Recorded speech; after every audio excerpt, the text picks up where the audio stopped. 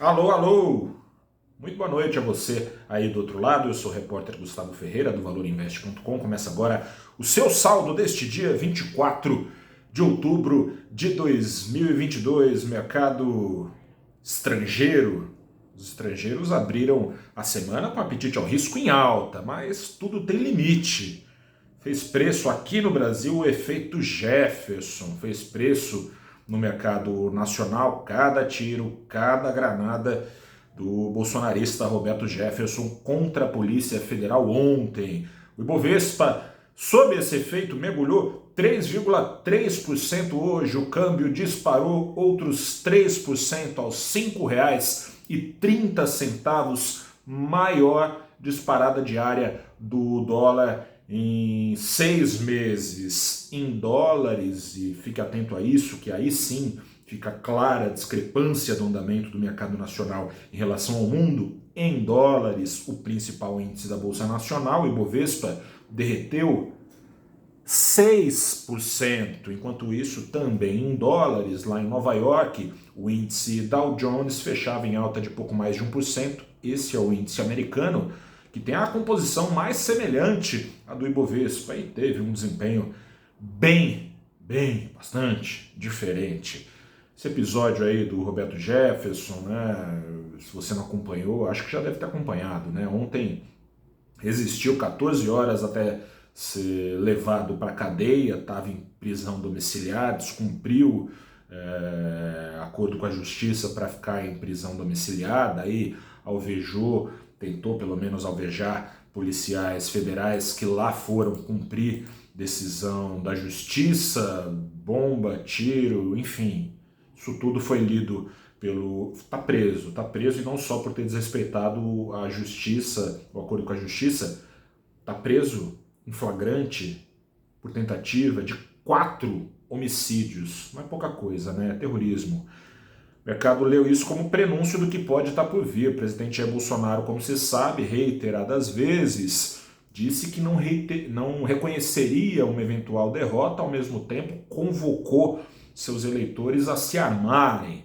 A leitura feita pelo mercado desse episódio lamentável envolvendo o ex-deputado Roberto Jefferson fica bem resumida em alertas feitos lá em agosto por um dos gurus do mercado, o gestor Luiz Stuhlberger, do Fundo Verde. Stuhlberger alertava lá em agosto sobre o risco de uma crise da República das Bananas, segundo ele, não precificada pelo mercado. Não estava, pelo menos, né? Começou a ser precificada nessa segunda-feira. Caso confirmada uma derrota apertada de Bolsonaro para Lula, de acordo com ele, poderiam aparecer focos de insurgência armada, exatamente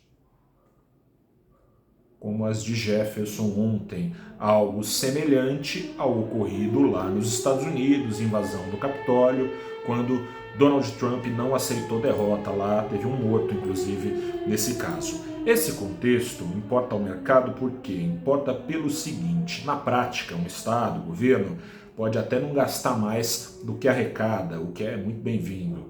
Mas do ponto de vista fiscal, nada adianta seguir essa regrinha se for desrespeitado o Estado democrático de direito, decisões judiciais e a independência dos poderes. Essa insegurança leva à fuga de capitais como ocorrida hoje, que traz mais inflação, mais juros, um risco que perenemente traz problemas de crescimento para qualquer economia no longo prazo. Fora esse longo prazo, parte dos investidores vinha especulando sobre uma eventual virada de Bolsonaro, né, atrás nas pesquisas, mas já encostando, coisa e tal. Mas Bob Jefferson pode ter... errou os tiros contra a polícia, mas pode ter dado um tiro no pé nas chances de reeleição de Bolsonaro. Assim, ações de Petrobras, que vinham em disparada, afundaram só hoje 10%, juntamente às esperanças de privatização, promessa de campanha de Bolsonaro. As ações do Banco do Brasil caíram outros 10%, liderando a queda de todos os bancões. Todo mundo caiu e não foi pouco. Em caso de vitória de Lula, o banco público pode ser usado para políticas públicas, eventualmente prejudicando acionistas. Todas essas ações, Petrobras, bancos, além do Banco do Brasil, os outros bancos, Itaú, Bradesco, Santander, são ações normalmente usadas por estrangeiros para aumentar ou diminuir a exposição à Bolsa brasileira. Hoje a turma diminuiu e bastante.